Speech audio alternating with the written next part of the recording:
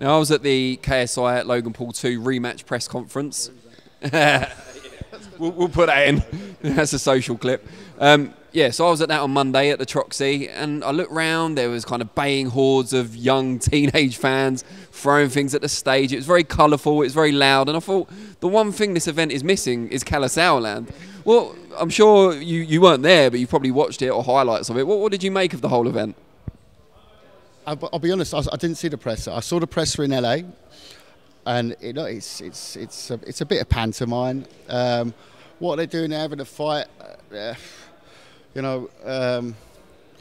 At least they're having a proper tear up with 10-ounce gloves this time. I think that's good. I think if it attracts, like I've seen Eddie talking a lot about attracting new fans to boxing. Bang on, bang on.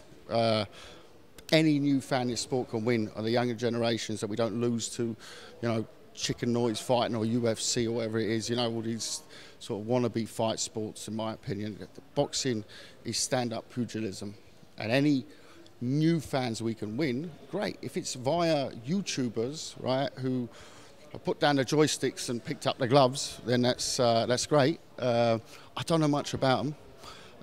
They're both looking good physical, Nick, but I don't think I'm going to really analyse YouTubers fighting. I think just generally, if it attracts attention, I don't think we should make too much of it as the boxing world. They're not like they're going to turn around tomorrow and say we want to box for a world title. I think they'll get found out before they box for a Southern Area title.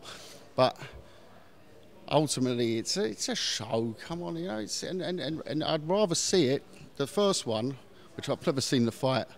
I've seen more of the press conferences than any of them fighting.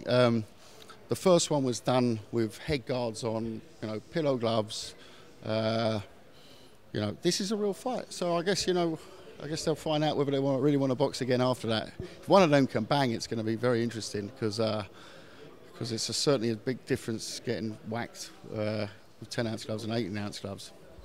What do you make of that whole argument that it could bring a new generation of fans into the sport? From what you've seen so far, from the build-up and so on, do you think that is a realistic possibility? Well, I think if you look at the numbers, and once again, I'm not the greatest on social media. I'm not really into all that, and that seems to generate masses of numbers. And I should be more into it, but like I've got a few social media guys around me who tell me that this is good, this is bad, and I sort of do my own thing. But say, have they been telling you lately, or? Yeah, exactly. That's trying to reform me. But I have my spouts out on social media occasionally.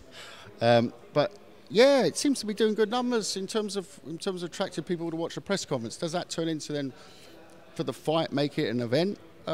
I would assume so. They normally translate, they normally translate into real... I think it will do huge numbers. It's whether there's that conversion factor. Are they open to being converted to boxing itself? I mean, I totally understand it also from DAZN's point of view in the States. I think it attracts huge attention to the platform, which now I saw was the #1 sports platform on the planet, which is great news for boxing.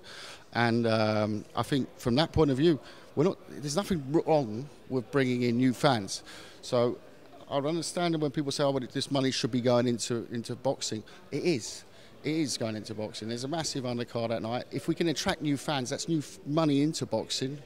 Fans to equivalent into money, and that money will trickle down all the way down to the grassroots level. So I think it's a good thing.